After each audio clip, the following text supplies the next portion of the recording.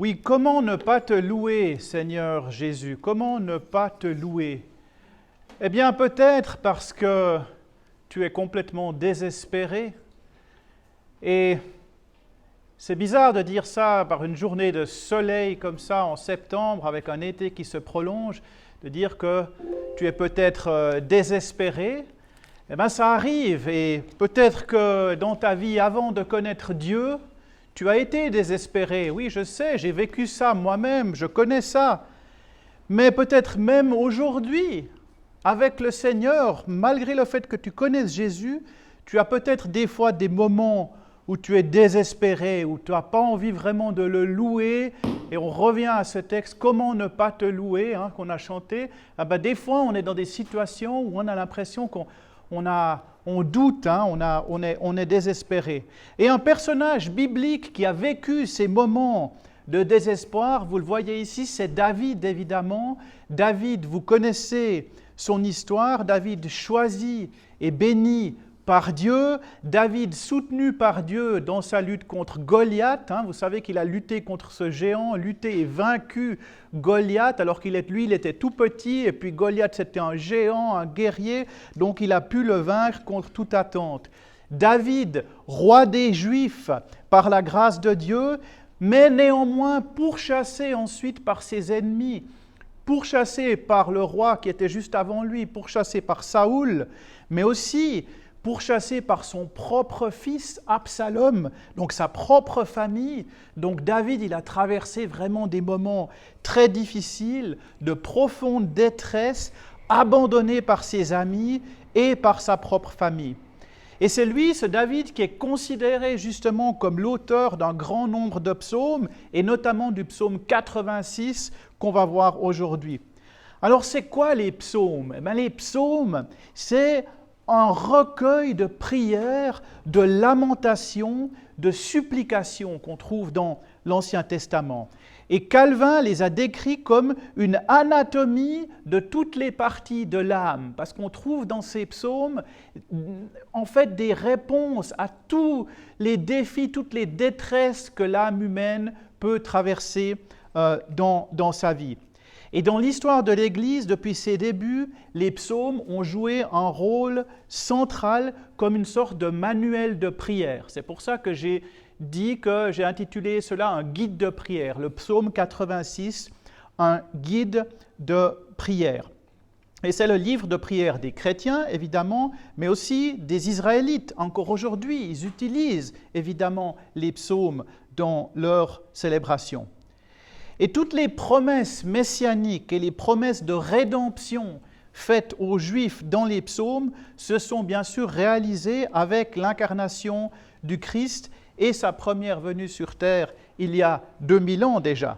Et tous les psaumes peuvent donc être lus comme des références à la venue de Jésus, à son ministère actuel à la droite du Père et aussi à sa seconde venue sur terre, puisque Christ revient. Et c'est pourquoi les psaumes gardent toute leur importance pour l'Église aujourd'hui. Alors nous allons voir aujourd'hui ce psaume 86, cette supplication adressée à Dieu par David, justement au fond de sa détresse. Et je vous lis le texte dans la version second 78, vous savez, la Bible à la colombe, c'est la version que j'aime bien utiliser, qui est la seconde, ni trop ancienne, ni trop moderne, comme je dis. Donc c'est la version, la traduction de 1978. Alors je lis au psaume 86, donc prière de David. « Éternel, tends l'oreille, réponds-moi, car je suis malheureux et pauvre. Garde mon âme, car je suis fidèle. Toi, mon Dieu, sauve ton serviteur qui se confie en toi. Fais-moi grâce, Seigneur, car je crie à toi tout le jour. Réjouis l'âme de ton serviteur. Vers toi, Seigneur, j'élève mon âme, car toi, Seigneur, tu es bon et clément, riche en bienveillance pour tous ceux qui t'invoquent. Éternel, prête l'oreille à ma prière, sois attentif à ma voix suppliante. Au jour de ma détresse, je t'invoque, car tu me réponds. Nul n'est comme toi parmi les dieux, Seigneur, et rien ne ressemble à tes œuvres. Toutes les nations que tu as faites viendront se prosterner devant ta face, Seigneur, et rendre gloire à ton nom. Car toi tu es grand et tu opères des miracles. Toi seul tu es Dieu. Enseigne-moi tes voies, Éternel. Je marcherai dans ta vérité. Donne-moi un cœur tout simple, que je craigne ton nom. Je te célébrerai de tout mon cœur, Seigneur mon Dieu, et je glorifierai ton nom toujours, car ta bienveillance est grande envers moi, et tu délivres mon âme des profondeurs du séjour des morts. Ô Dieu, des présomptueux se sont levés contre moi, une troupe d'hommes violents en veulent à ma vie. Ils n'ont pas de place pour toi dans leurs pensées. Mais toi, Seigneur, tu es un Dieu compatissant et qui fait grâce, lent à la colère, riche en bienveillance et en fidélité. Tourne vers moi les regards et fais-moi grâce. Donne ta force à ton serviteur et sauve le fils de ta servante. Opère un signe en ma faveur, que ceux qui me haïssent le voient et soient honteux, car c'est toi, Éternel, qui me secours et qui me console. Voilà donc la prière de David. Alors, la première chose qu'on voit dans ce psaume, c'est une description de toute une série d'attributs de Dieu que David met en avant. Alors, je vous ai préparé ce petit schéma, en fait, avec les attributs ou les caractéristiques de Dieu auxquels David fait appel dans ce psaume. Et ça, c'est important parce que ça peut vous servir de manuel de prière, de dire quand vous vous adressez à Dieu, souvenez-vous que vous vous adressez à un Dieu qui remplit tous ces critères. Alors tout d'abord, Dieu qui est un Dieu créateur. Alors on retourne à la Genèse, évidemment, la création du ciel et de la terre, la création de l'univers. Et on se rend compte évidemment que Dieu est un Dieu qui est grand, puisqu'il peut faire tout cela, et que rien ne ressemble à ses œuvres. Il est le seul à avoir pu créer tout cela. Et on voit aussi déjà au moment de la création que Dieu est un Dieu bon, et il crée un monde, un univers à la base qui est bon, avant évidemment l'arrivée du péché dans le monde. Mais la création, elle est bonne. Et ça, on le voit parce que dans la Genèse, au chapitre 1, à chaque jour de la création, à la fin de chaque jour, vous savez qu'il crée le ciel et la terre en 6 jours, et au 7e jour, il se repose. Et à la fin de chaque jour, il regarde ce qu'il a fait et il voit que ce qu'il avait fait était bon. Donc à chaque jour de création, il dit, voilà, j'ai travaillé, et je dis, ah, c'est bon ce que j'ai fait. Et il le répète. Même quand il crée l'homme et la femme, il dit aussi après ça, oui, c'est bon, il voit ce qu'il a fait. Le péché, ça vient après, mais la création, elle était bonne. Donc c'est un Dieu qui est bon. Et c'est un Dieu qui a fait toutes les nations. Alors vous êtes ici dans l'Église pour toutes les nations, hein, c'est un thème qui revient souvent dans mes messages ici. Et la création, Dieu, il l'a faite, il a créé toutes les nations, pas uniquement la nation d'Israël. Alors évidemment, il a choisi plus tard la nation d'Israël dans son plan de salut pour l'humanité, mais il a créé toutes les nations à la base. Et le plan de Dieu s'étend à chacune des nations, à chacune d'entre elles. Et c'est pour ça que Jésus donne ce qu'on appelle la grande commission à son Église, à la fin de l'évangile de Matthieu, vous trouvez ça, et où il dit à ses disciples de faire de toutes les nations des disciples. Il les envoie pour faire de toutes les nations. Donc ils partent d'un milieu évidemment israélite juif, mais ils vont dans le monde pour faire des disciples de toutes les nations. Donc Dieu est un Dieu créateur de toutes les nations. Le deuxième point que je voulais souligner, c'est que Dieu est un Dieu unique. David le dit, il le souligne, il dit « Lui seul est Dieu ». Et ça me rappelle ce passage dans Exode, où vous savez quand Moïse demande à Dieu « Mais qui es-tu » quand les Israélites vont me demander « Mais qui t'envoie, qui est-ce qui te donne ces instructions ? Qui es-tu ? Donne-moi ton nom ». Et là, Dieu lui dit, il donne cette phrase, il lui dit simplement « Je suis celui qui suis ». Je suis celui qui suis, simplement. Donc Dieu est. Il n'a pas besoin de dire d'où il vient, il est simplement, il existe simplement. Il n'est pas créé, personne n'a créé Dieu puisque c'est lui qui crée, c'est lui le créateur. Il n'a pas été créé lui-même, il existe tout simplement. Il dit simplement « Je suis celui qui suis ». Tu n'as pas à questionner mon origine, j'existe simplement. Extraordinaire ça quand même.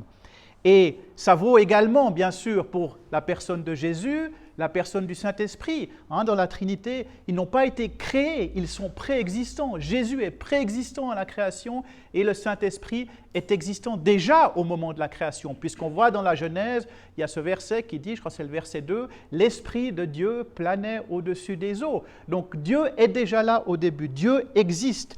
et il est unique. Nul n'est comme lui parmi les dieux, nul n'est comme lui parmi les dieux. Et ça, David le dit aussi, et ça vient aussi du cantique de Moïse dans Exode, où Moïse parle de cette manière. Donc ça, c'est pour vraiment la caractéristique de créateur, de Dieu unique. Mais ce qui vient ensuite, ce qui est très important, c'est que c'est un Dieu qui pardonne. On parle de la compassion de Dieu aujourd'hui. Dieu est un Dieu de clémence, dit David dans sa prière. Tu es un Dieu clément, tu es un Dieu qui fait grâce, tu es un Dieu plein de compassion et tu es un Dieu lent à la colère. Alors on voit ici toute la notion du pardon. Dieu est un Dieu qui pardonne. Le monde est aliéné par le péché, mais Dieu pardonne les fautes. Il pardonne les fautes. Et je veux vous lire par rapport à ça le passage dans Exode au chapitre 34, les versets 6 et 7, où Dieu s'adresse à Moïse. Dieu s'adresse à Moïse.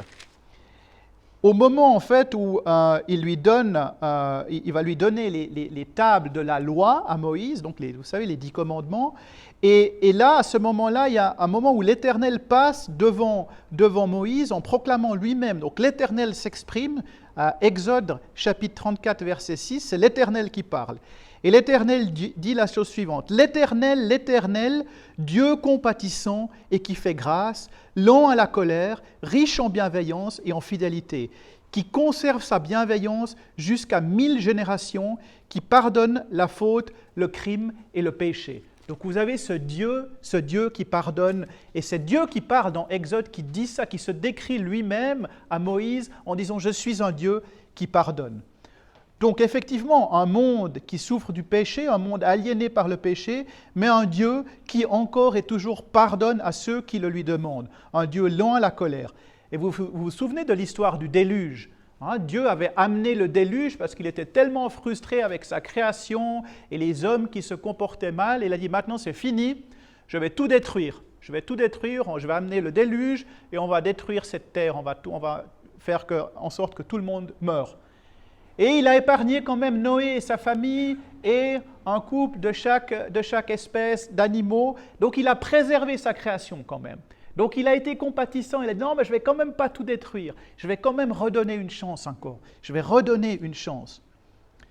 Donc il pardonne, mais David dit aussi dans sa prière, il pardonne à ceux qui l'invoquent.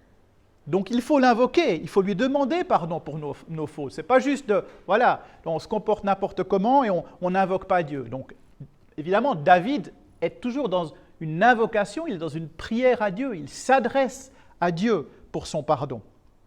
D'accord ? Le point suivant, c'est un Dieu qui répond. Alors on s'adresse à Dieu, on prie, on l'invoque, et Dieu répond.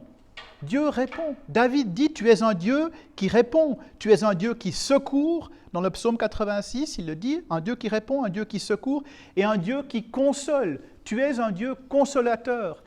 Et vous vous souvenez que quand Jésus donne la promesse du Saint-Esprit, il dit, je vais vous envoyer le consolateur. Il l'appelle, en grec, le mot c'est le parakletos, c'est le consolateur. Il dit, le Saint-Esprit que je vais vous envoyer, c'est un consolateur. Donc Dieu console, il répond et il console.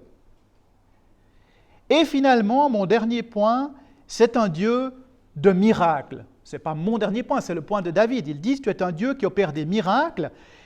Il demande un signe, il demande un miracle. Alors évidemment, vous connaissez les guérisons que Jésus fait, il y a toute une série de guérisons miraculeuses, il y a la multiplication de nourriture, la multiplication des pains, vous connaissez ces histoires des évangiles, multiplication des pains, multiplication des poissons, transformer l'eau en vin, vous vous souvenez des noces de Cana, marcher sur l'eau, vous vous souvenez de Jésus qui marche sur l'eau.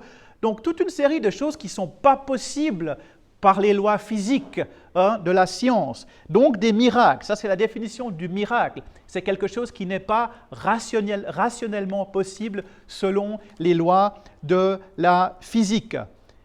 Mais le plus impressionnant, moi, je trouve toujours, parmi les miracles, c'est toujours ce Dieu qui ressuscite les morts. C'est cette résurrection des morts. C'est un Dieu qui délivre du séjour des morts. Et ça, il en parle aussi, David. Il dit, tu es un Dieu qui délivre du séjour des morts. Pour moi, ça, c'est les miracles les plus impressionnants.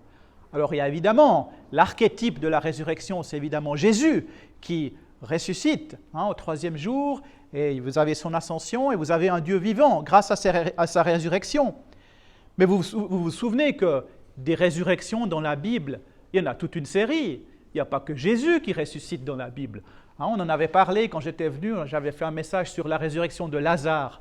Vous vous souvenez, j'avais posé la question dans la discussion, est-ce que vous connaissez d'autres résurrections dans la Bible? Il y en a plein.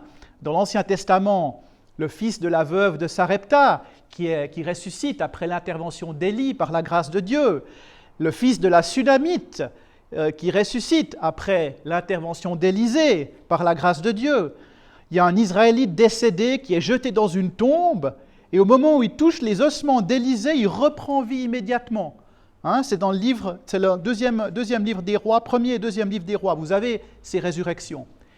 Et dans le Nouveau Testament, vous avez évidemment, dans les évangiles, vous avez le fils de la veuve de Naïn qui ressuscite dans Luc, le fils de Jairus, vous avez Lazare dont on avait parlé bien sûr, vous avez les saints de Jérusalem au moment de la crucifixion, vous savez qu'il y a des tombes qui s'ouvrent, il y a des saints qui ressuscitent à ce moment-là. On ne parle pas souvent de ces histoires, mais il y a des résurrections. En plus de la résurrection de Jésus, il y a des résurrections dans la Bible. Et ensuite, après Jésus, Pierre opère des résurrections par la grâce de Dieu, Paul également, il y a la résurrection de Tabitha, de Eutyche dans Actes, vous trouvez ça. Donc voilà, ça c'est des miracles quand même. C'est un Dieu de miracles, c'est extraordinaire. C'est un Dieu qui redonne la vie.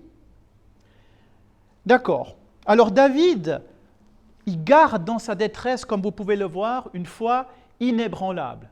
Il est en détresse, mais malgré tout, il va garder sa foi. On a un David qui est en détresse, je vous ai dit, il est poursuivi par sa famille, par ses propres amis, il est dans un grand malheur, il est dans des situations de pauvreté, des situations de détresse, et il se pose la question, mais Dieu, m'aurais-tu abandonné, évidemment? Vous vous souvenez de Jésus sur la croix qui dit, mais Seigneur, Seigneur, m'aurais-tu abandonné? Pourquoi m'as-tu abandonné? Pourquoi m'as-tu abandonné? Il pose la question. Pourquoi m'as-tu abandonné? Et on se pose peut-être des fois la question, mais est-ce que tu m'as abandonné, Dieu? Pourquoi tu n'es pas là? Pourquoi tu n'interviens pas? Eh bien, David, il était un peu dans cette situation, poursuivi par tout le monde. Mais Dieu, est-ce que tu m'aurais abandonné? Et le monde était contre lui. Il dit, le monde, il y a les présomptueux qui sont contre moi. Ça, c'est probablement son fils Absalom, fils présomptueux qui voulait se révolter contre lui.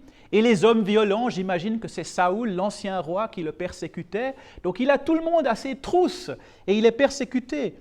Et le fait d'avoir le monde contre soi, eh bien, dans la vie chrétienne, c'est assez fréquent. Et Jésus, il le dit dans ce fameux passage des Béatitudes dans Matthieu, au chapitre 5, au verset 10, il y a toute cette série de béatitudes où il dit, en fait, il parle justement à ceux qui souffrent, et il dit au verset 10, c'est Jésus qui parle, « Heureux ceux qui sont persécutés à cause de la justice, car le royaume des cieux est à eux. » Donc même si parfois on veut être juste, on veut faire la volonté de Dieu, on va être persécuté quand même par le monde qui n'aime pas forcément Dieu, et on va être rejeté. Et alors là, Jésus dit, « Heureux sont ceux qui sont persécutés, car le royaume des cieux est à eux. » Donc David, il est dans cette situation, mais il garde sa foi, il ne flanche pas dans sa foi.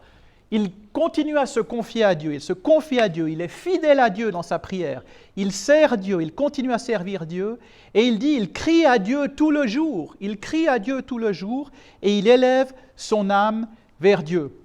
Et alors il adresse cette prière, David, il demande à Dieu l'écoute, il demande à Dieu d'écouter ses supplications, il demande le salut, la préservation de son âme, il lui dit dans ce psaume, « Fais-moi grâce », il demande la compassion de Dieu et son pardon pour ses fautes, parce que vous savez que David, ce n'était pas un homme parfait, c'était un homme qui avait beaucoup péché, vous vous souvenez peut-être de son histoire avec Bathséba, qui est son amante. Après, vous vous souvenez de ce qu'il a fait au mari de Bathséba. Donc, vous pourrez lire ces histoires. C'était de loin pas un homme parfait. C'était un homme avec beaucoup de fautes. Donc, il n'était pas propre du tout. Et il s'adressait à Dieu. Il demandait ce pardon. Il demandait le salut pour son âme. Il était conscient de ses fautes aussi, David. Et il demande à Dieu la sagesse. Il lui dit « Enseigne-moi tes voies ». Il lui demande la sagesse. La sagesse, c'est aussi quelque chose que le Saint-Esprit vous donne. La sagesse, un don du Saint-Esprit important pour vous guider. C'est ce que demande David déjà dans l'Ancien Testament ici. « Enseigne-moi tes voies, Seigneur ». Et il lui demande l'humilité, il lui demande un cœur tout simple.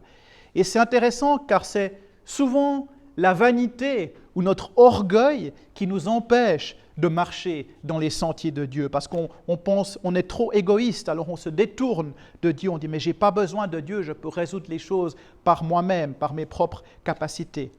Donc il demande l'humilité, il demande un cœur tout simple à Dieu. Il demande la force, il demande la réjouissance et il demande une réponse à Dieu. Il demande un signe, un miracle pour que ses ennemis le voient et qu'ils aient honte de l'avoir poursuivi. Alors, qu'est-ce que ça veut dire pour nous aujourd'hui, ce psaume 86 ? Eh bien, je crois qu'un des problèmes, et c'est mon premier point ici, c'est qu'on a toujours besoin de signes pour croire. On demande des signes, on veut recevoir des miracles, on veut voir des miracles pour pouvoir croire. Vous vous souvenez de Thomas l'apôtre dans la Bible qui ne pouvait pas croire. Il ne pouvait pas croire que Jésus était ressuscité parce que les autres lui avaient raconté, oui, on a vu Jésus. Il fait, non, moi je ne peux pas croire. Et il a fallu que Jésus apparaisse devant lui et que Jésus lui dise, mets les mains dans mes plaies, touche mes plaies pour croire. Et là, il a touché et dit, Seigneur, oui, maintenant je crois parce que j'ai touché tes blessures. Et là, Jésus lui dit, il a cette réponse, il lui dit, mais tu as cru parce que tu as vu, mais heureux celui qui croit sans avoir vu. Hein? Alors, nous croyons sans avoir vu Jésus physiquement, mais ce n'est pas toujours facile. Donc, souvenez-vous de Thomas. Souvenez-vous de Gédéon aussi dans l'Ancien Testament qui avait reçu des instructions de Dieu pour telle ou telle bataille et il demandait des tests à Dieu. En plus de ça, il disait « Je vais mettre ma toison, donc un bout de laine, dans le champ, hors de ma maison et si la rosée rend tout le champ humide et que la toison reste sèche, je vais croire, Seigneur. » Et Dieu a fait ce miracle. Mais Gédéon n'a pas encore cru, il a dit encore le jour après, je veux encore un autre test, maintenant je veux que ce soit l'inverse, je veux que la toison soit mouillée et que le champ soit sec. Et Dieu l'a fait encore. Donc il a fait des tests, il voulait des signes, donc on est comme ça, nous on veut toujours des signes, on veut des miracles, on veut des signes concrets de Dieu. Et vous allez me dire, ouais mais pour David, c'était facile alors de croire, puisqu'il avait eu plein de signes de Dieu, il avait vaincu le géant Goliath, ce que personne ne pensait possible. Donc, on dit, mais pour David, ça devait être facile, il avait vu les œuvres de Dieu. Hein? Contre toute attente, il avait vaincu le géant.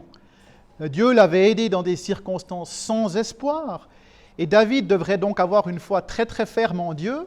Et c'est vrai qu'on voit dans les psaumes, il n'a pas perdu sa foi en Dieu.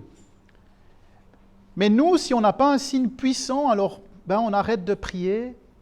Et puis déjà, Jésus, il se plaignait, il disait aux Juifs, « Ouais, cette génération me demande des signes, parce qu'ils voulaient tous un signe de Jésus. » Puis il a dit, « Non, je vous donnerai, le seul signe que je vais vous donner, c'est le signe de Jonas. » Et avec ça, il faisait référence à l'histoire de Jonas dans le poisson, qui sort du poisson, il faisait allusion à sa propre résurrection. Donc le seul signe que Jésus a donné finalement, c'était sa propre résurrection, c'est ça qu'il voulait dire. Mais il se plaignait parce que tout le monde lui demandait des signes, il disait « Mais donne-nous des signes pour qu'on croie » alors qu'il faisait des miracles devant eux, il guérissait les aveugles, il multipliait les pains, il faisait des miracles. Mais ils ne croyaient pas, ils voulaient encore des signes, Alors nous, souvent, on se fatigue un petit peu, et puis sans signe miraculeux, on préfère plus rien demander à Dieu. Et puis alors, qu'est-ce qui se passe? Alors on essaye de résoudre les problèmes nous-mêmes, par notre propre force. Hein, on se consacre à nos activités professionnelles, à assurer nos arrières, nos finances. On emploie tous les moyens humains afin d'atteindre nos objectifs. Comme ça, on n'a plus besoin de Dieu. Si le compte en banque est bien rempli, si la caisse de pension est là, si la retraite arrive, si on reçoit l'argent, peu importe d'où, mais si on arrive à se débrouiller humainement, à avoir ce dont on a besoin, pourquoi on aurait besoin de prier, on arrive nous-mêmes par notre intelligence à trouver des solutions. Hein? Alors ça, c'est un grand problème qu'on a. Mais je vais quand même vous challenger un petit peu là-dessus aujourd'hui. Parce que vous n'avez peut-être pas vaincu le géant Goliath, ok? Vous n'avez peut-être pas vécu ça. Vous n'avez peut-être pas vécu une guérison miraculeuse. Mais si tu es ici aujourd'hui, c'est que Dieu a déjà fait quelque chose dans ta vie. Parce que tu n'es pas venu ici par hasard. Tu ne serais même pas venu ici pour la toute première fois. Je ne sais pas si quelqu'un est ici aujourd'hui pour la première fois, mais si, vous êtes tous venus un jour ici pour la première fois. Alors quelqu'un t'a amené ici la première fois. Hein? Et j'aimerais que vous vous souveniez de ça, de votre propre expérience de foi, parce que c'est ça qui va vous confirmer ce que Dieu a fait dans votre vie déjà. Et je vais vous demander de vous souvenir, comme David le fait, des bénédictions que Dieu vous a déjà accordées dans vos vies. Et je vais vous inviter à baser votre foi sur ce qu'il a déjà accompli dans vos vies. De quel piège il vous a déjà sorti? Quelle situation sans espoir il a déjà réglée pour vous? Oui, c'est par la foi que vous avez cru. Et si vous n'êtes pas encore croyant et que vous venez ici car vous êtes en recherche, bien alors c'est dans l'espérance de la foi que vous êtes venu ce matin. Dans l'espérance de la foi que vous êtes venu ce matin. Et ça aussi, c'est le Saint-Esprit de Dieu qui le fait et qui vous amène ici. C'est Dieu qui vous fait venir ici. C'est parce qu'il veut que quelque chose change dans votre vie. Il veut que quelque chose change dans votre vie. Et vous voulez vivre ces grandes espérances que David invoque dans le psaume 86. Vous voulez être en position de demander ces choses à Dieu en sachant qu'il va vous répondre. Vous voulez invoquer l'espérance, invoquer l'espoir. Vous voulez sortir de cette détresse, de ce malheur. Vous voulez demander l'intervention puissante de Dieu et cela n'est possible que si vous commencez à prier. Et même si vous ne croyez pas encore pleinement en lui, même si votre foi est défaillante, il peut vous aider quand même. Et moi, je me souviens, avant d'être croyant, et je vous raconte des histoires personnelles parce que j'aime bien vous partager des situations personnelles. Moi, j'étais dans une situation extrêmement difficile. Je venais de perdre ma mère et je traversais un divorce en même temps. Et j'avais perdu tous mes repères, tout s'était effondré. Toute ma sécurité s'était effondrée. J'étais tellement désespéré ce jour-là que je me souviens, je me suis couché par terre dans mon appartement, de la position du fœtus, vous savez, vraiment, comme quand on veut régresser. Je me suis couché par terre et j'ai dit, Dieu, si tu existes, mais je ne croyais pas encore, j'ai dit, Dieu, si tu existes, alors fais-moi mourir soit tu me fais mourir tout de suite, soit tu règles ma vie, tu commences à régler les problèmes dans ma vie. J'ai fait cette prière un peu folle, vous pensez, mais je ne croyais pas, et j'ai prié ça, fais-moi mourir ou alors règle mes problèmes. Alors je vous informe que 12 ans après, je ne suis toujours pas mort, et je vous informe qu'il a fait plein de choses dans ma vie aussi, ces 12 dernières années. Alors peut-être que ça vous encourage. C'est ça votre espérance, c'est que Dieu te redonne la vie, et il l'a fait, il t'a donné une nouvelle vie, il te l'offre cette nouvelle vie. Alors si vous êtes comme Thomas, et que vous doutez encore parce que vous croyez que ce que vous voyez avec vos yeux, alors je vais être très très pratique avec vous parce que Jésus il aimait bien aussi donner des paraboles très très pratiques, il utilisait les paraboles pour des exemples pratiques. Et il y a un exemple très pratique, il y a cette parabole de l'ami important qui donne dans Luc au chapitre 11 au verset 5. C'est cette histoire d'une personne, un ami qui frappe à la porte à minuit, chez un de ses amis, mais ce n'est pas des amis très proches. Hein. Il va à minuit, puis il dit « Donne-moi 3 pains, parce que j'ai des visites et puis j'ai rien à manger. » Puis il va à minuit, il frappe à la porte à minuit. Et puis l'ami il dit « Mais écoute, j'ai mes enfants, je suis au lit, mes enfants sont au lit, je ne vais pas descendre à minuit pour te donner des pains. Tu es complètement fou, même si tu es mon ami, à la limite je te connais à peine. Qu'est-ce que tu viens m'importuner à minuit pour 3 pains ?» Et là Jésus dit, dans sa parole, il dit, « Mais je vous dis que si cet ami ne se lève pas par amitié, au moins il va se lever juste pour qu'il arrête de frapper à sa porte, il va lui donner ses 3 pains pour qu'il le laisse dormir en paix. Il va lui donner ses 3 pains pour qu'il parte. » Ok ? Et ça veut dire que, mais si un ami comme ça, ou une connaissance, ou même un étranger, quelqu'un que vous ne connaissez pas, si quelqu'un comme ça est prêt à vous aider pour donner 3 pains, mais alors ô combien plus votre Père Céleste va vous aider quand vous vous adressez à lui et vous lui demandez quelque chose. Hein? C'est comme, on a cet exemple aussi, moi je pense aussi à, si votre enfant qui vous demande un paquet de sucreries et vous allez à la Migros et il dit « Ouais papa, je veux ces sucreries », puis non, non, c'est pas sain pour toi. Et puis il pleure tellement que vous finissez par lui acheter le paquet de sucreries juste pour qu'il vous laisse tranquille. Alors quoi? Vous n'osez pas importuner Dieu, vous osez importuner un papa, maman, et un ami comme ça pour 3 pains à minuit, mais vous n'osez pas importuner Dieu, votre Créateur, avec vos prières pour les choses importantes. Si un homme, comme je vous dis, si on fait cet effort pour nos enfants, pour un ami important, pour qu'il arrête de nous embêter, ben, Dieu, le Père Céleste, il va te donner exactement ce qu'il te faut, alors il faut s'adresser à lui. Et quand on était dans la série sur Jacques, on avait parlé au chapitre 4 de Jacques. Jacques dit « Vous ne possédez pas parce que vous ne demandez pas. Vous ne possédez pas parce que vous ne demandez pas, vous ne priez pas, ou vous demandez mal, parce que vous demandez dans le but de satisfaire vos passions. » Alors, soit on ne demande pas, soit on demande mal. Mais il faut commencer par demander, et demander juste. C'est ça l'invitation de David ici. Pour qu'il écoute, pour que le Seigneur écoute, il faut qu'on commence à prier, il faut qu'on commence à crier, puisque David, il criait à Dieu. Il dit, je crie à toi tout le jour, et la nuit sûrement aussi. Mais si on ne prie pas, eh ben il n'y a rien qui va se passer. Alors il vous faut une routine de prière. Il vous faut une routine de prière. Moi, je ne suis pas le champion de ça. Je ne suis pas le champion de la routine de prière. Je peux vous dire, je sais, il y a des réunions de prière qui ont lieu ici 1 fois par semaine. Ça, c'est une très bonne chose. Moi, je ne suis pas un champion de ça. Mais je veux vous dire une chose quand même. Je vais vous partager quelque chose d'autre.